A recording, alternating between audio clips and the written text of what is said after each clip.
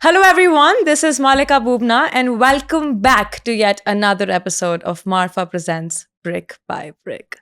Well, we've done multiple episodes talking about Dubai real estate, talking about Dubai in general.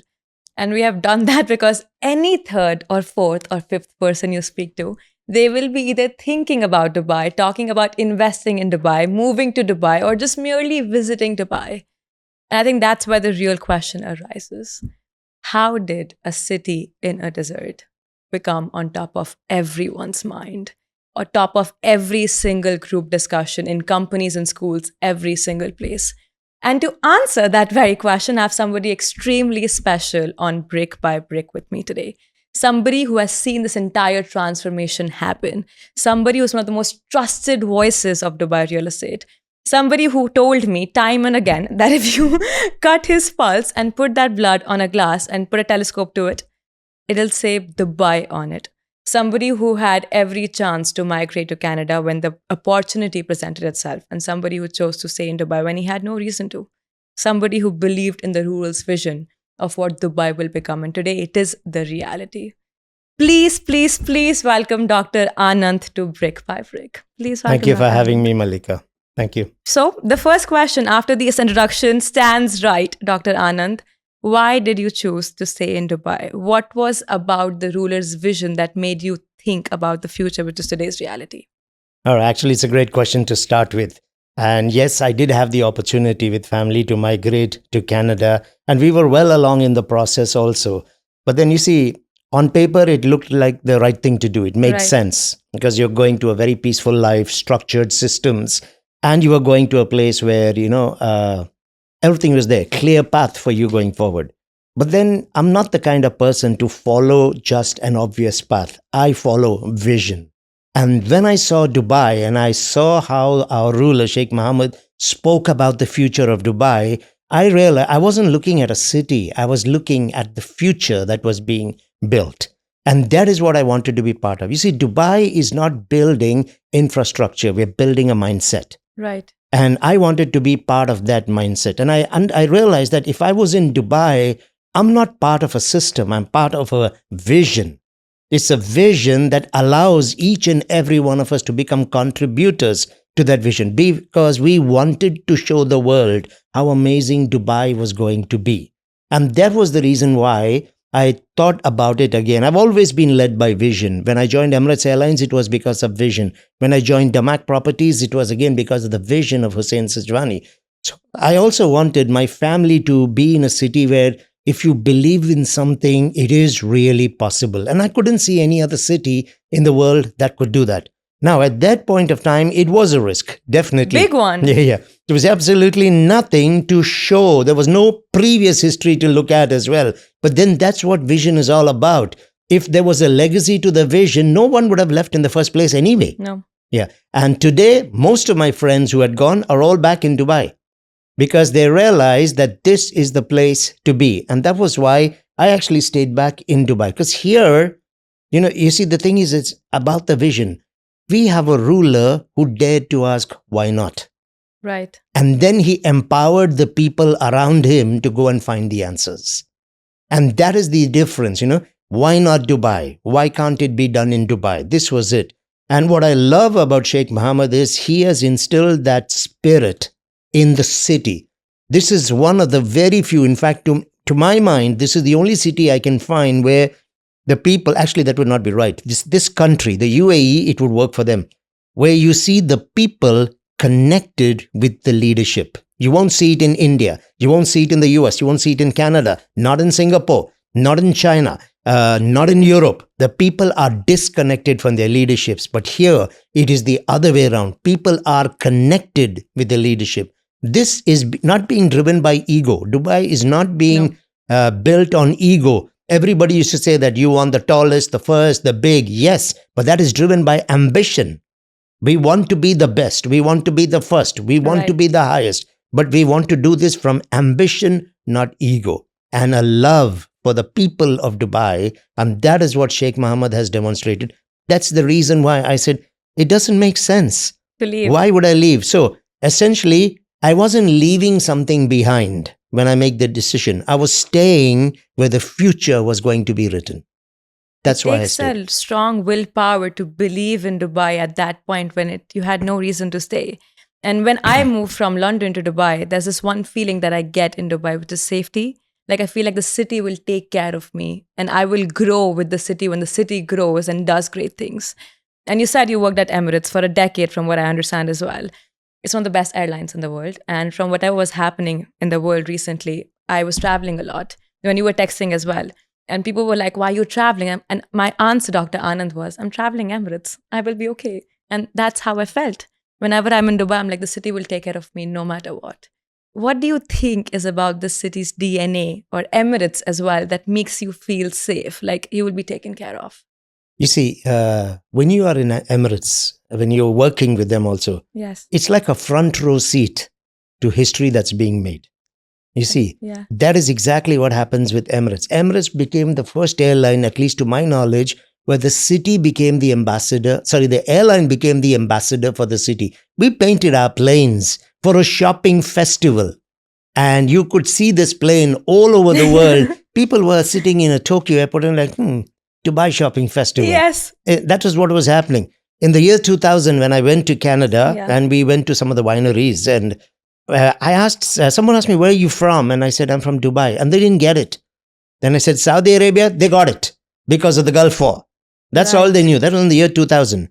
4 years later, when we went back there and I said, I'm from Dubai. Oh, you're from Dubai in 4 years. And that credit goes to Emirates Airlines. Wow. Emirates is the one that put Dubai on the global map, because I haven't seen any other airline advertised this way. So yes, and we see that aggressive growth model, the same vision, because in 1985, when the airline was about to be formed, Sheikh Rashid gave $10 million to Sheikh Ahmed. And with the $10 million, he had to not just start an airline, he had to topple Gulf Air that was number one in this region. Now, not only have we become one of the biggest airlines in the world, where is Gulf Air today? But to do that with $10 million, which is why I always say this in my podcast, it's not the size of the dog in the fight, it's the size of the fight in the dog that matters. And so yes, for Emirates, for me, was a roller coaster ride. And I saw how Emirates clearly understood the vision of the city and the ruler, and they became one of the leading ambassadors for it. And I believe that should be each of us. Each of us in our own way has to become an ambassador for Dubai, because there's just so much that we can do. Today, I was at a company in the morning today, very nice company, 10 years in real estate. I don't want to take their name. However, a lot of new people, literally few weeks, and they've all been hired from outside Dubai. Right. So they requested me to come in and talk to these people, went in, talked to them about an hour. When I went out, I can show you the messages on my phone. They said, he just changed how we understood Dubai. He just opened our minds. We now feel that we made the right choice. We knew it before, but we now know for certain that we made the right choice. It just expanded everybody's horizons. But that shouldn't be one or two of us doing this. Every single person here has to become an ambassador. I think anybody who walks in Dubai and actually comes to Dubai experiences what the city is made of. I've had so many people in Singapore who talk about this perception they might have about Dubai, materialistic, no solar, that stuff. As soon as they walk to the airport, not through transit, but actually come to Dubai, they're like, we now know what you were talking about. And from what you said as well, like he was given $10 million, right, to start Emirates. And now where we are today is stunning. It's outstanding. And I think what I understood from that is problem-solving mindset. Dubai always has this mindset of, I will problem solve. I will see what I have and make the best thing possible from my resources. Even with the crash, I think just to talk about the Dubai real estate history, right? We're 25 years old merely in terms of our infrastructure, our real estate. And we've seen 2 crashes. One real crash. The other one was, because of a lot of oil and the challenge we had. There was a dip, definitely. And we have always been one of the fastest cities to recover from those crashes. What do you think is that about Dubai, that we are the fastest to bounce back from every single setback? Okay, you see, we don't just bounce back. Every time something like this happens, right? Dubai has got this speciality of taking a catastrophe and turning it into a catalyst for change. So catastrophe brings us the catalyst for change. Our resilience is not about the rebound. It is about reinventing ourselves. Right. How can we take it higher? That's what we do when something goes wrong. We look at it as an opportunity not just to regain lost ground. How do we go beyond where we were? when this crisis had not even happened. So it Right. becomes an opportunity for us. We do not copy what others do. We will set the trend, because in that moment, it's actually an opportunity. There's a lot of reworking that can be done because everything has slowed down. Right. And you see, when you have a fast paced growth model and things are running full tilt, it doesn't always become easy to build change, to rectify system. But when things come to a standstill, literally, like what happened in COVID, that's the moment when you can get in very, very quickly and Yeah. start to bring about a lot of change. So with Dubai, we see these as moments of resourcefulness, Right. where we will bounce back stronger than where we were before the event even happened. So actually for us, these become moments of change. They are catalysts for change. This is our thinking. We become Right. bigger, we become bolder, and we go beyond. I love That's that. really why we bounce back as quickly as we do. There's another reason why this is happening. Now, in particular, especially moving into the future with blockchain, AI, with the DFF, the Dubai Future Foundation, Yes. one of the concepts or one of the key objectives is future accelerators. Future accelerators are the models that map potential scenarios, worst case, best case scenarios in a pandemic. It could be a global war, it could be a financial crisis, and it will map out for you the most effective response models that can be used. And that is what we drive our responses on. Think about a city that is making plans, 10-year plans, 15-year plans, 45-year plans. You cannot make these plans only riding on a high and believing everything is going to be fine. So it's like any large corporation. When they create their plans, Yeah. annual, maybe 5-year plan, 10-year plans, they're looking at potential of things to go wrong. Right. So we also do the same thing in Dubai. We look at what could go wrong. Could there be drops in currencies? Could be a whole new change in technology or a new Right. direction for business? Could be a pandemic like we had before. So what do we do in that moment with our plans, which are published long term? Yes. Solutions are there, or best response models are in place. Because today we know in the world, when these things happen, they become global. They're not regional anymore. And we are definitely a global city. Yes. So what we will make sure of is when we rebound, we will have the strongest rebound in the world. So I always tell investors, I always tell people living in Dubai, when things go south, Dubai too can get impacted. However, I want to be in the city that will rebound the fastest and even stronger than who they were before. It's a no-brainer. Yes. That's the kind of place I want to be in. And we saw that last year with the floods. I was We about to saw say. that with the pandemic 5 years ago. And we can see what happened here when everybody got nervous about what was happening next Yes. door with Iran and Israel and Gaza and The all wars. of that. We didn't have a drop in any transactions here. No. So I think that's the reason why I feel that Dubai is resilient. Dubai has a belief system. Dubai goes beyond traditional models. That's the reason why we grab everything as an opportunity. So rightly said. And I think just the point that stood out to me was that we do not expect nothing to go wrong. We know things might go south, but we're prepared enough that when they do, we will bounce back the fastest. It's being real.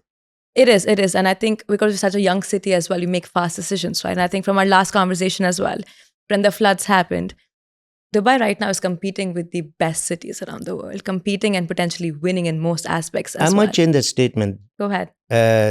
The best cities in the world are competing now with Dubai. competing with Dubai. I love that. And when the floods happened, we did get a lot of setbacks from different cities around the world as well, the best cities in the world. You said something to me last time when we spoke, which I think blew my mind. And I want you to say that again as well. The entire world was bashing us. We didn't have drainage system, right? They were like, oh my God, you are the best city in the world. You don't have drainage, this and that. And within 3 days, we were back and we were stronger than ever. Do you want to talk a bit more about what happened? Yeah, okay. Now, I do understand why a lot of cities actually bashed us. See, Right. grapes are sour.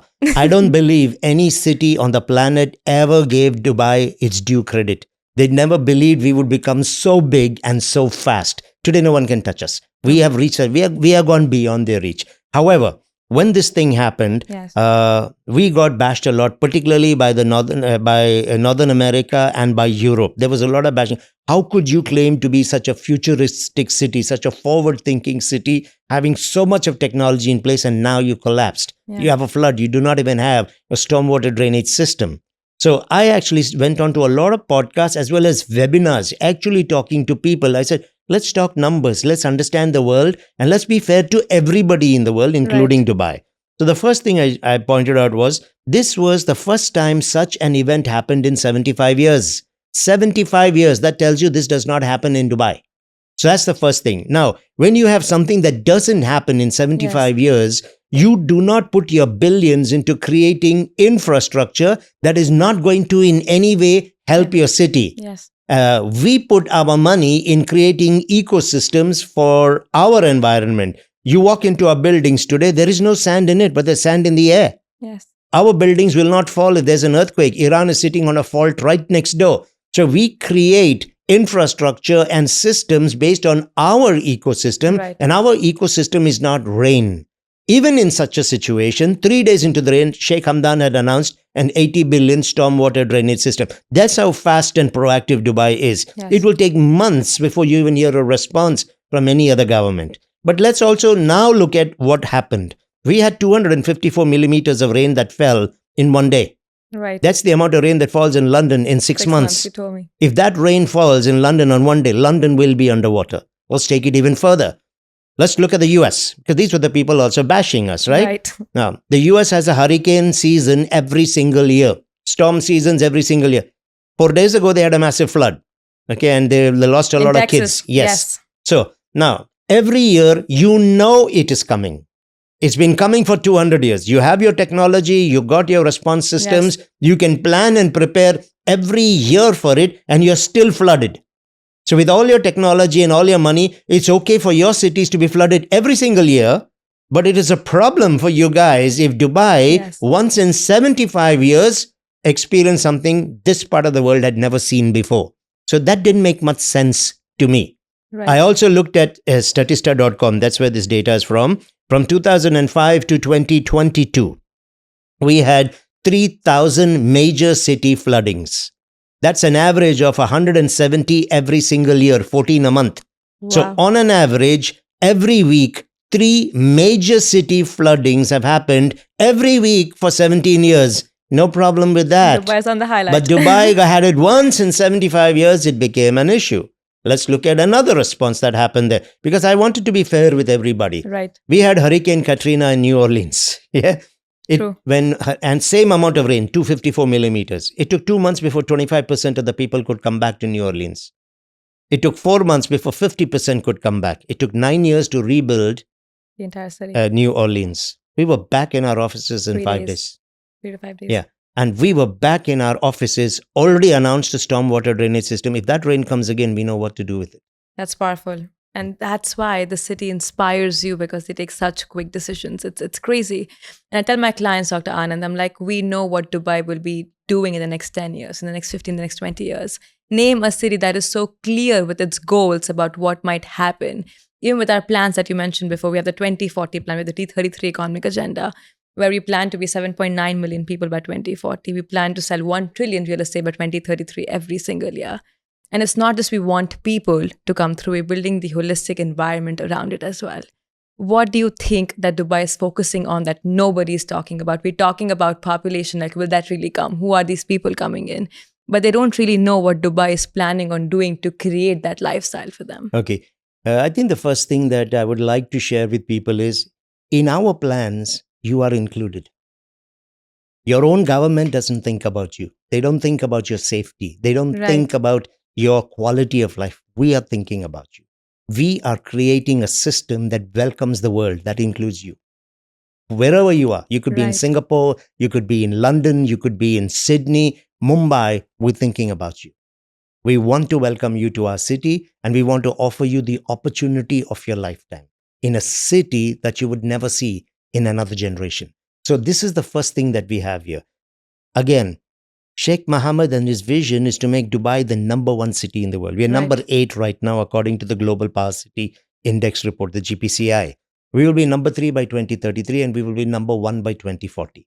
But look at the thinking of the government. I think it's the thinking that matters here. Right. We are not just creating economic agendas so that we will be the best city in the world. Right. We do have the Dubai Economic Agenda, the D33, which is looking at doubling not just our economy. We are doubling our economy. Yes. We are doubling our foreign direct investments. We are doubling the number of cities that we are Right. doing business with. 400 new cities we are signing trade agreements with.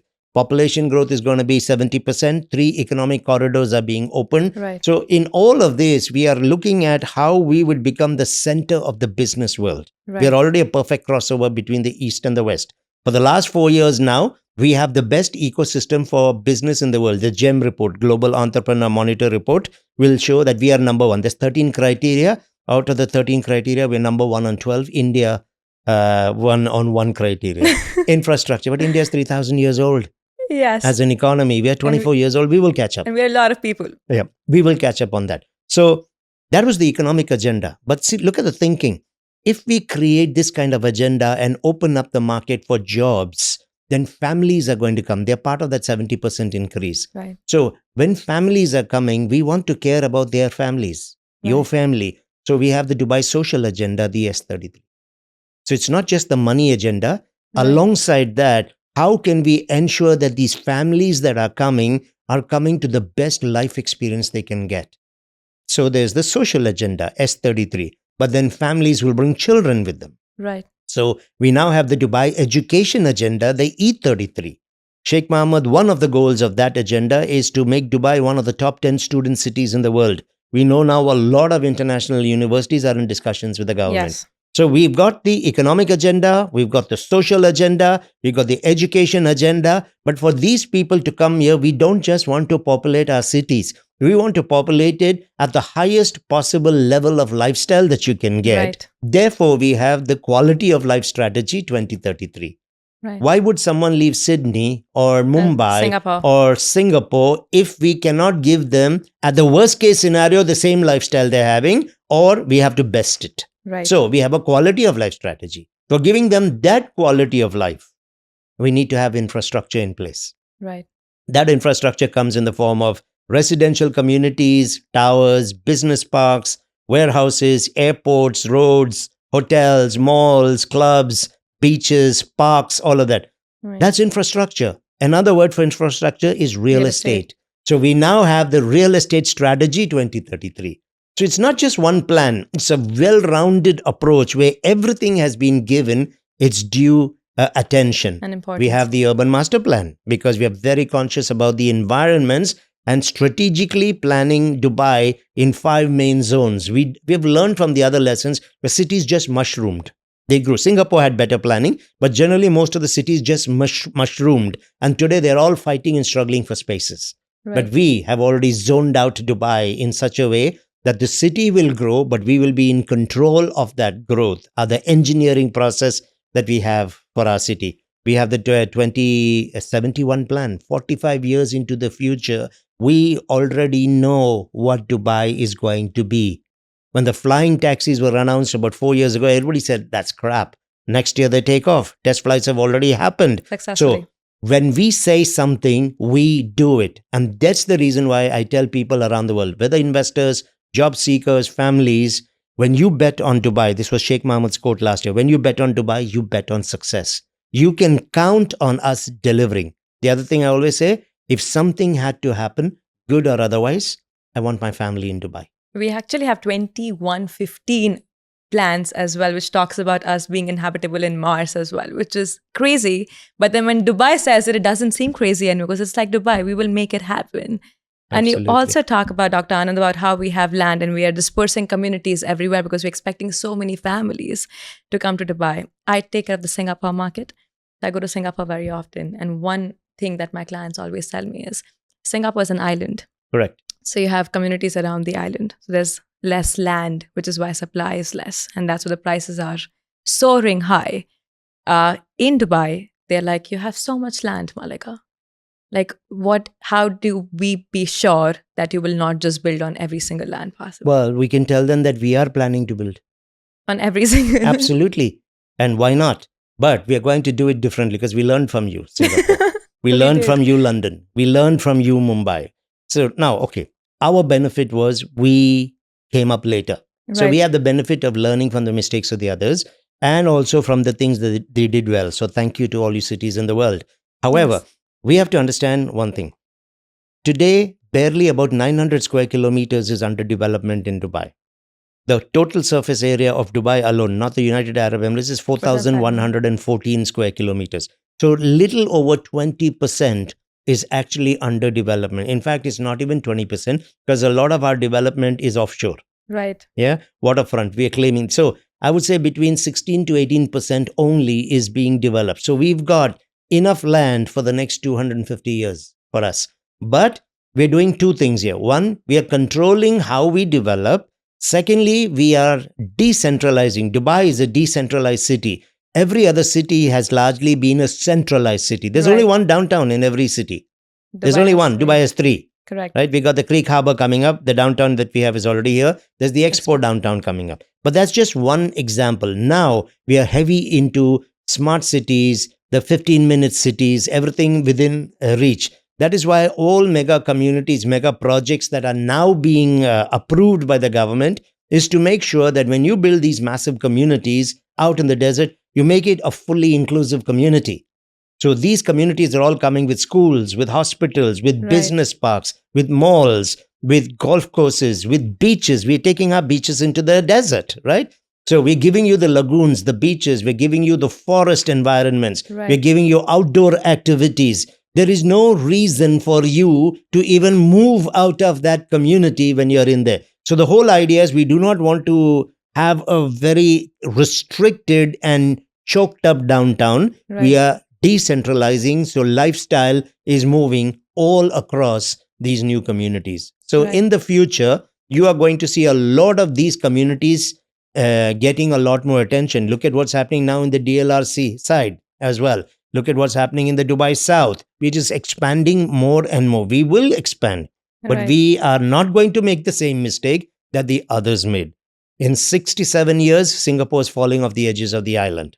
That's how they have developed in 67 years. We will be having 250 years of development going forward. Technology is changing, so the cities of the future will also be very different. When you look at Singapore or you look at London or any of them, they're very traditional cities. They physically expanded, eating up space. Yes. Now lifestyle opportunities are changing. So we're actually learning from Japan. We're learning from many of the other countries where lifestyles are going vertical, going into the oceans, creating multiple layers of travel and lifestyle. So there will be a lot, and future technology is always going to be in our favor. Right. We have that benefit compared to the others. So we don't have a problem about land. We don't see any issue going forward. I love that because I was in London for a very long time. I was practically raised in London. And in London, I lived in Stratford, which is East London. And every single activity was usually focused in central London area. So if talking about real estate or communities, if I lived in far further east, they were like, how many minutes from your Tottenham Court Road, your central London? But in Dubai, you have activities and central Dubai in every special community. So you do not say just downtown. You talk about your marinas. You also talk about your Dubai Hills of the world as well, which I think makes Dubai so special. Yes. We are expecting families to come to Dubai and we're expecting them to live in these communities. Yes. We are what Singapore was 15 years ago. Probably 15, 20 years 20 ago. years ago. No, actually, we're not. We are that with a more advanced knowledge, exposure, and technology, which sadly Singapore didn't have because the world wasn't that advanced. We now have blockchain. They never had it. Right. Okay. We've got AI. We've got future lab technologies. Plus, we've learned from those experiences. We have better building quality now. We have better building designs. We have eco-friendly, energy efficient. So we have a lot that Singapore also did not have 20 to 30 years ago. So that is worked in our advantage. I am sure there is a possibility a city may come up somewhere in the future that's going to learn from Dubai. Yes. And they will have the advantage of future technologies. And we welcome that. Yeah. If we can be the model, like Singapore became a model because Dubai learned a lot from Singapore as well. So the whole idea here is for the greater good of mankind. Sheikh Mohammed and the city of Dubai believe in being contributors to the world. We don't compete with cities, we collaborate, which is the reason why I said Dubai is thinking about you. Are you in America today? We're thinking about you. Are you in China? We're thinking about you. You will want to come here in the future. How can we integrate a Chinese national into our city? How could we bring an American in here? How could we bring the Indian and the Egyptian in here? We are truly global in everything that we're trying to do. We make it easy for people to come here. Most Yes. other countries make it difficult for people to go there. I just went 10 days ago and did my fingerprinting for another visit visa to Canada.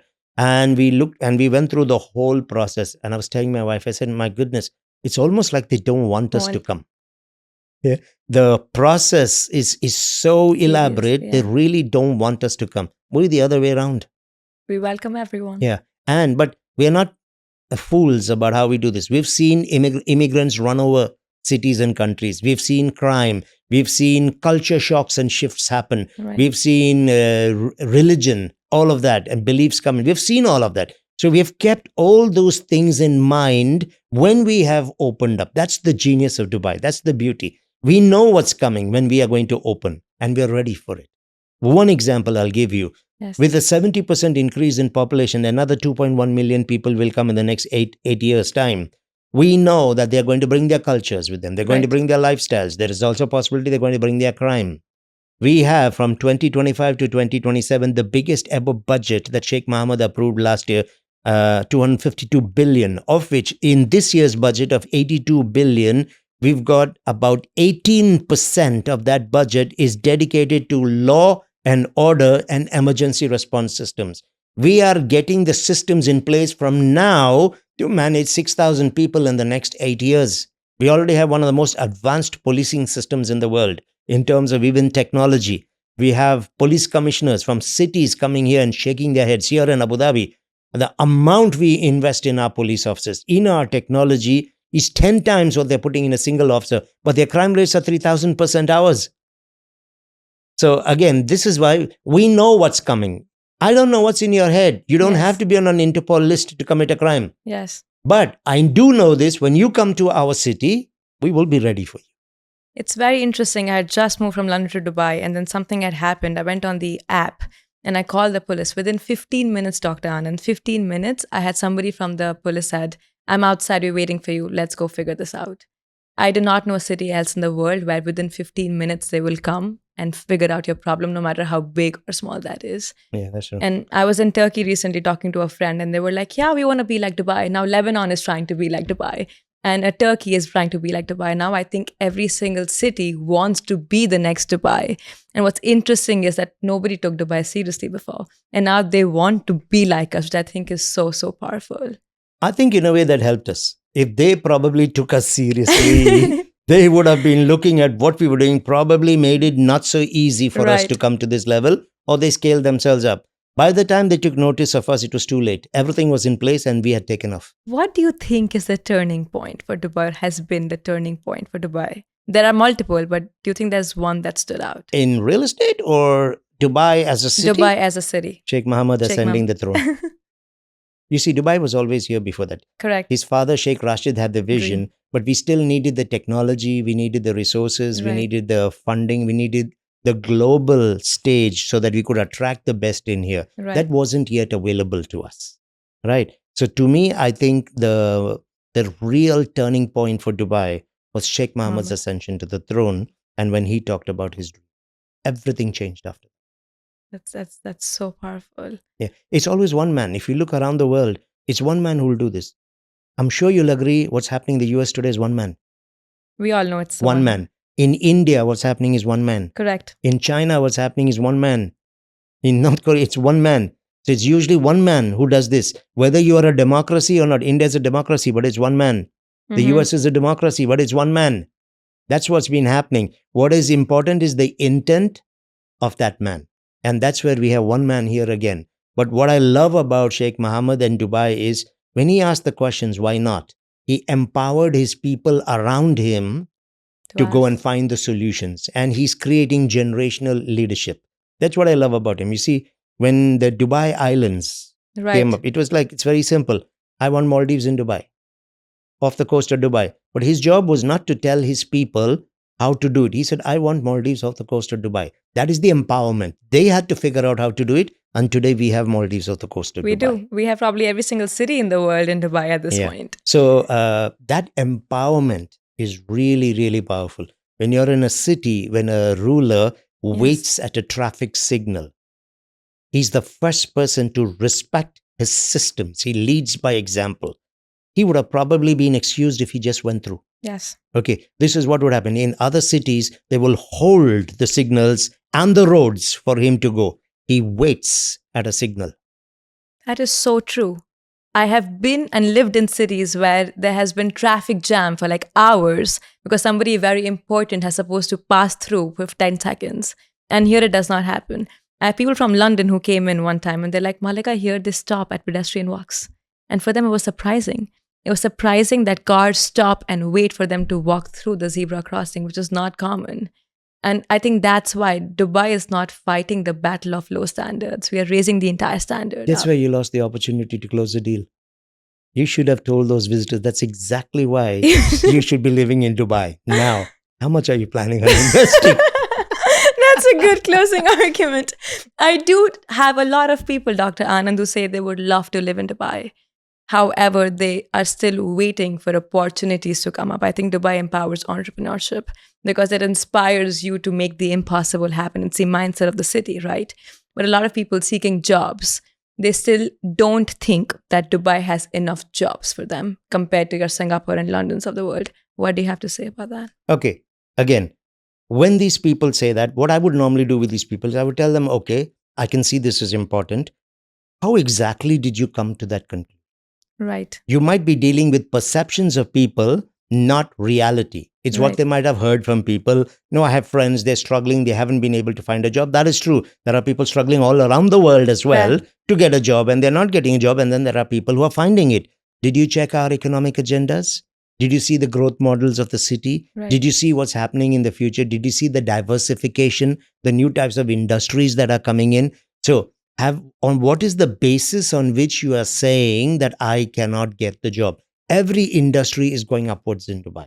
Every industry is experiencing growth. The city is experiencing growth. Infrastructure is experiencing growth.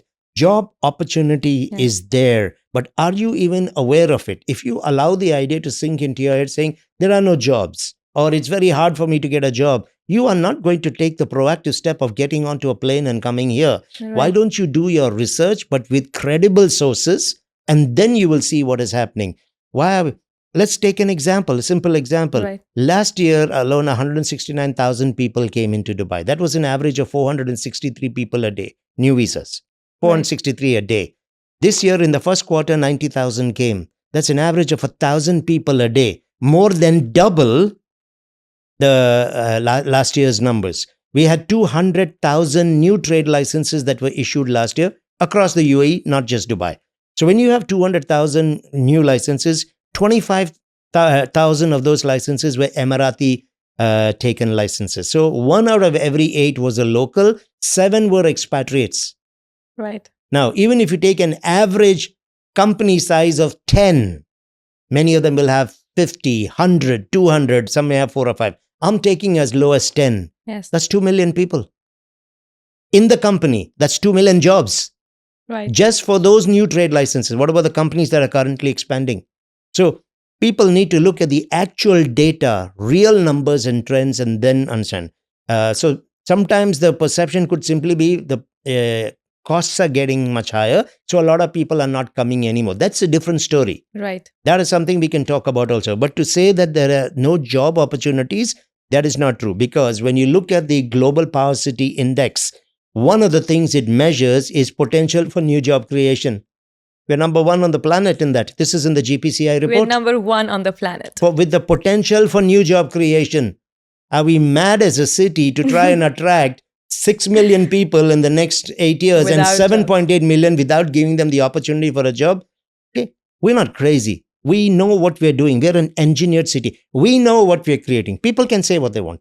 Right. But the ones who are coming here will understand. And I always say this. Opportunities are like sunrises. You turn up late, it's gone. I love that. Yeah. So the sun rises every single day. You wake up late, it's gone. So It's on you you. got to be here to be able to watch that sunrise. When you show up and you show up ready, you will get the opportunity. It's about getting on that flight and coming to Dubai if you want that job and Absolutely. being around the city.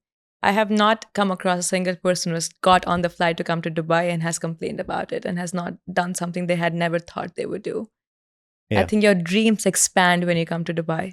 Yeah, I think, see, Dubai is like, if I had to use a metaphor, it's like you get off a plane, Right. okay, and you see this artist like a Michelangelo standing there or a Picasso, and he hands you this canvas, a blank canvas, Yes. and a set of paints, and he says, "Welcome to Dubai. Now, go paint your dreams. It gives me goosebumps Yeah. even here, man. Go paint your dreams. This is a city of opportunity." Okay, so you have come to our city. We genuinely want that you have the best life you can ever make for yourself. Go paint your dreams. Find me a city that does that. Hmm? Nowhere around the world. Even in Singapore, people have 60% stamp duties when they look for houses. Expats who do not get expats, PR. yes, correct. And then they come to Dubai because they know they will be welcomed and they'll be guaranteed a residency that is renewable. I think that's the power of Dubai, that is we welcome foreign ownership because it's built on expats anyway. Yep. Which is what makes us different. Yeah, we are built on expats, and it's going to stay that way. We have no intent of trying to reverse it where it's only the Emiratis. What is true is we will make sure that the Emirati population, we as in Dubai, will make sure that the Emirati population is cared for. And of course, it's their country. Of course. I mean, India does it for their own people. The Americans are doing it for themselves. The Singaporeans now want to do it for their nationals. Why shouldn't the UAE do it for their own people? But because we are in this huge expansion mode to become the best city in the Right. world, we just have so much opportunity and we don't have the right people for it, which is why today we are even attracting them through the digital nomad visas, through the specific project-based visas, through green visas, blue visas for environment, technology, eco, for gamers and things Right. like that. So we're doing everything that we can to give you the opportunity. The only thing that's left is for you to buy a ticket and get onto a plane. And But you want us to do that also for you. No, that's the bare minimum. And I think that's why I think a lot of people ask me, like, will they ever stop this? And I think you answered that question very well, that we will not stop this because we want to. We're going to expand it more. Exactly. But do you think there's a filtering process when it comes to people entering Dubai as well?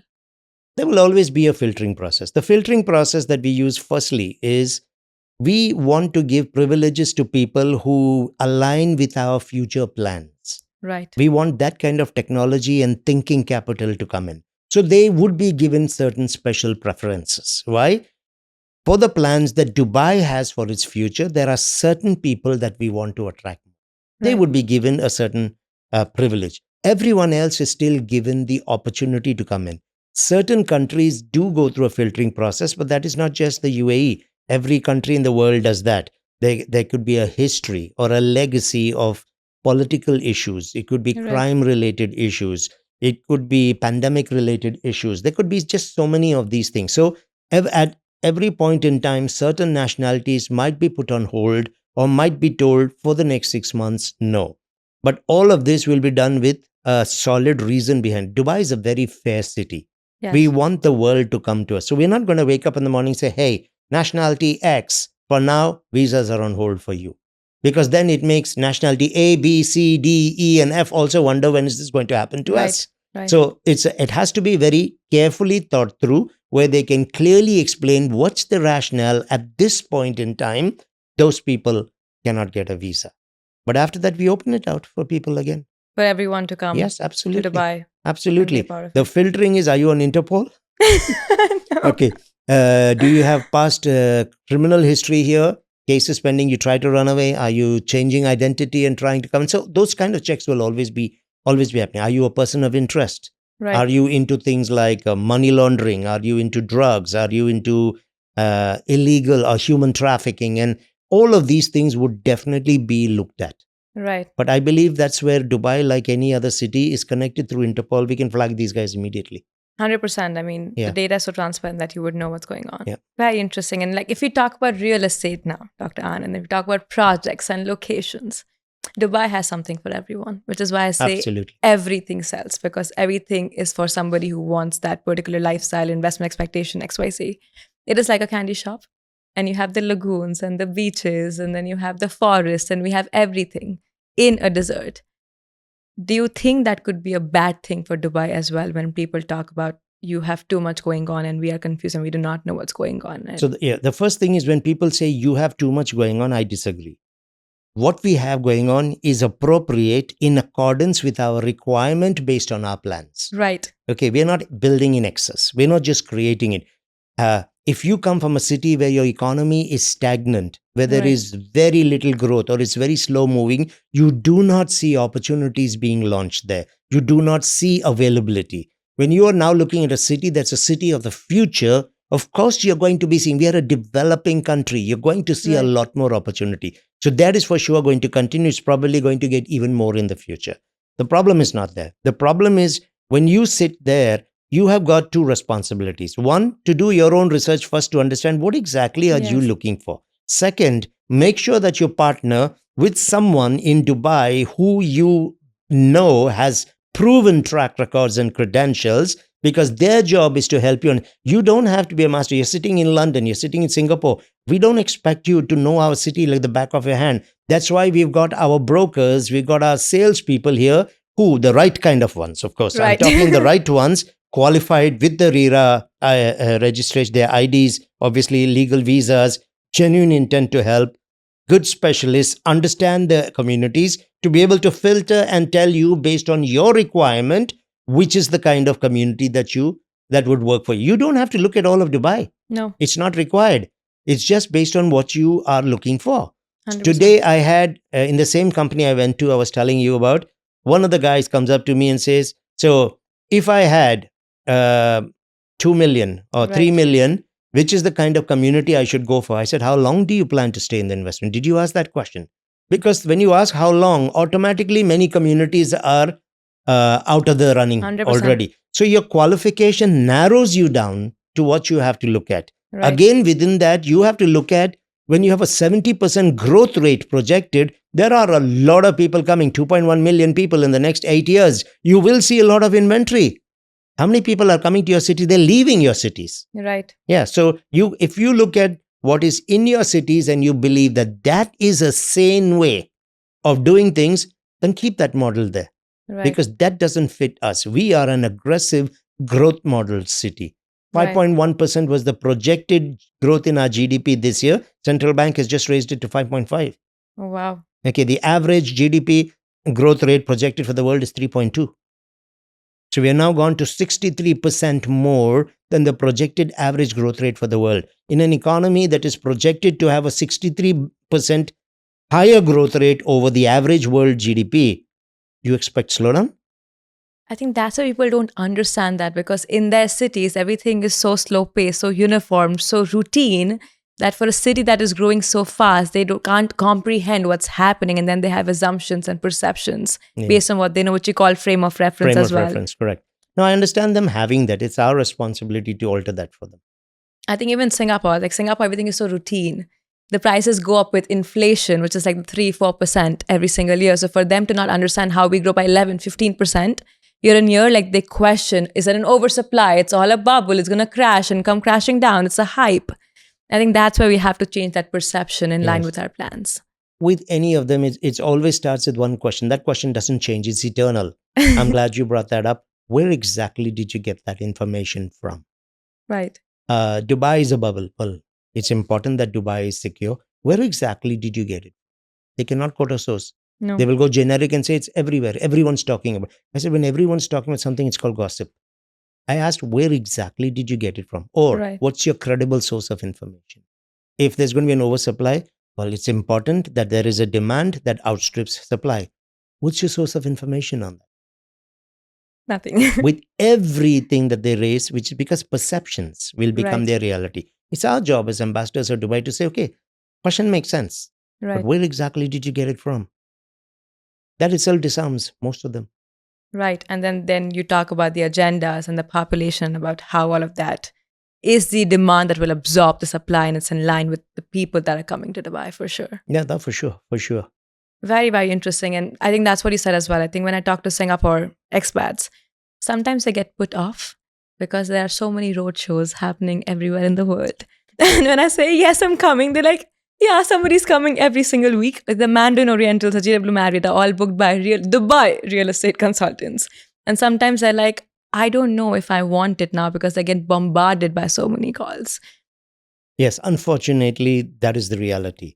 But again, the philosophy behind it and then the reality are two different things. Right. The philosophy, because I've heard this myself in Singapore when I've gone there, where they have said, if you guys are selling so much there, why do you need to come here? Exactly. Exactly. Okay? I've heard that a lot. I said, this is something which we have understood and adopted. It's been there for years. It was there even before pre-COVID. Roadshows were happening a lot, but it wasn't happening in Singapore as much, right? But again, we saw something happen. When we did the expo, Right. okay, a lot of people who would have never visited Dubai came for that. When they came for the expo and saw our city, Right. they said, my goodness, this is where I have to be, or this is where I need to invest. So Right. we realized that there are two ways of doing this. This is the philosophy I'm talking about. We can be reactive about it, sit here, simply build the best airports and wait for people to decide to come. Right. Or we can become proactive and take our city to the world. We can get onto a plane and go to Yes. Mr. London, Mr. Johannesburg. Here's what Yes. we have. You probably haven't been thinking about coming to Dubai. Let me show you what we got. That's the philosophy. Rather than being reactive and sitting and waiting for someone to come, we're bringing the opportunity to you so that you don't discover late and come in, and by then prices have been bumped up a lot. So we are proactively reaching out to you and the world. That's the philosophy of it. Right. The reality is that, you see, honey attracts flies. Not every person who's going on the roadshow is professional, interested to help. They haven't done their backstories. They haven't done their research. They're not equipped with the facts. Right. Some of them are using historical data, not current and futuristic data. Future data is what is important, because I'm not investing in your past, I'm investing in your future. So that is where the problem is. So these people who are saying, there's someone every day here, there's someone who's always calling us, we're fed up of this. I feel their pain. I know where they're coming from. But with those kind of people also, it's actually very easy to deal with them. Again, I refer to the company in the morning today. I had a guy sitting there in front. He told me, my concern is this 85% the Mickey Mouses who are in the market, Right. because those are the people who are spoiling it for us. I said, no, they're not. They're helping you. They're actually helping you because they've already set you apart. So when people are used to getting calls from them and then they get your call, this is a breath of fresh air. I said, you know when you have to worry? When everybody in the market becomes good. Yes. Now you're going to have a challenge. Right. He said, that's true. I didn't think about it that way. So those people have actually given you the opportunity to showcase why you're good. So I don't see that as a problem. So the philosophy, there is nothing wrong with it. We are not reactive, we are proactive. We're taking the best city in the world to you, to give you the opportunity. It's who's taking it is the issue. I think what's also very interesting, Dr. Anand, that the same people who talk about a roadshow happening every week are people who go to these roadshows every single week and talk about it and complain about it, but they still want to know more about Dubai. And they want to know more about why people from Singapore are either leaving Singapore to come and open businesses or have their jobs in Dubai or investing in Dubai. So they want to know what the fuss is about, why Dubai is on everyone's mind. Yeah. Listen, many of these people will make their decisions, but they'll make it late. Yes. And so they're eventually going to lose. I always believe in real estate, there's only two types of buyers, incredible winners and incredible losers. Right. Now you decide which group Which you want one to you sit want to be on. So, on that note, Dr. Anand, let's say you had to give one advice to any investor out there from Singapore or around the world who's on the fence about investing in Dubai. What would you tell them? Okay, first things I would push him off the fence. You'd push on. How would you? Okay. I'm just going to show him how much more is he planning on losing in terms of opportunity, in terms of investment, in terms of return potential. What do you have that's currently holding you back there? Right. So what if he could give you that and then some on top of that, that you couldn't get there?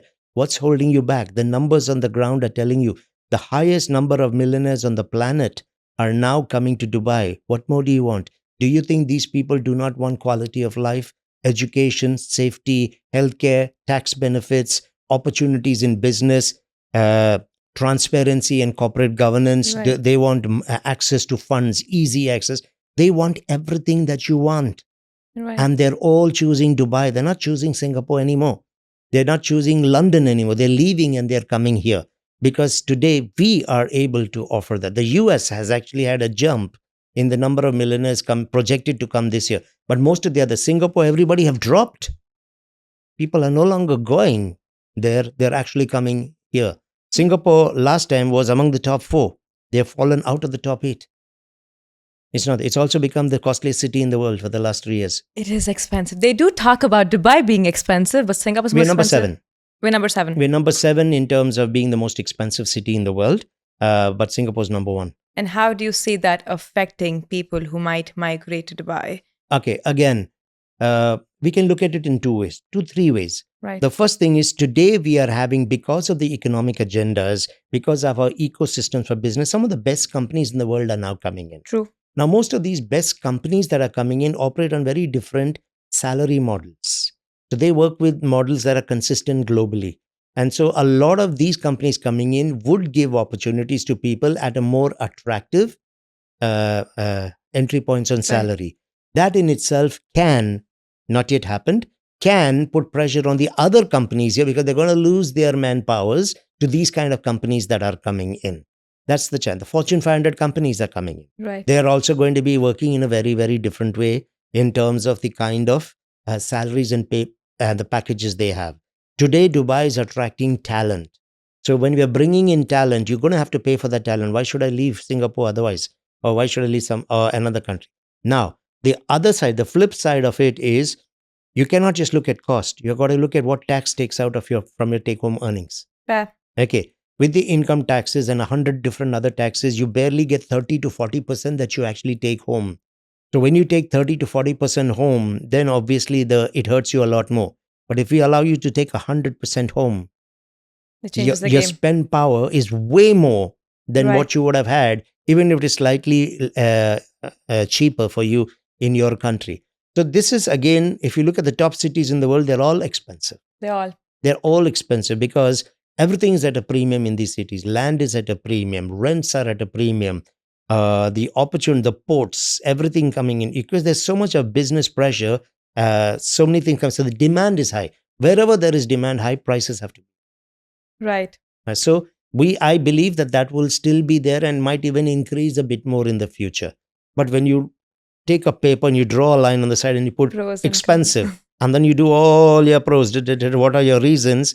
These far outweigh any of those cons that you're going to see on that side. I think the value for money is there, which is why people from Singapore are coming, even though our schools are expensive. And compared to still Singapore and London, we're still way cheaper. Very cheap. And you get a lot more for your value for money. And then you're so close to Europe, so you can just travel around and have a good time. Yeah. And today, if you look at what we're doing, we are allowing people to create their own alternate sources of revenue. We are allowing tokenization now. True. So people who could not pay so much for properties can now still create a new earning model for themselves apart from their normal salaries and other jobs.